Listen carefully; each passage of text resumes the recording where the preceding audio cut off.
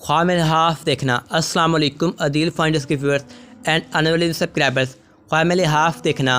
हज़रत अबन सरीन रहमतुल्लाह फरमाते हैं कि ख्वाब में लिहाफ औरत है, और अगर कोई ख्वाब में देखे कि इसके पास नया और पाकीज़ा लिहाफ है, दलील है कि औरत करेगा। और अगर देखे कि इसने नया लिहाफ ख़रीदा है, दलील है कि कनवारी बांदी ख़रीदेगा। और अगर देखे कि इसका लिहाफ ज़ाया हुआ है, दलील है कि औरत को तलाक देगा। और अगर लिहाफ फटा हुआ है और मैला है, दलील है कि इसका या और नामुआफ़िक लड़का होगा। और हज़रत जाबिर मग़रिबी रहमतुल्लाह फरमाते हैं कि अगर देखे कि इसके पास लिहाफ है, दलील है कि दीनदार और तौनीगर औरत करेगा। अगर सफ़ेद लिहाफ देखे या तो दलील है कि इसकी औरत तौनीगर और पारसा होगी। अगर सुर्ख लिहाफ देखे तो दलील है कि इसकी औरत अयाश होगी। और अगर जर्द लिहाफ देखे तो बीमार जैसी औरत पर दलील है।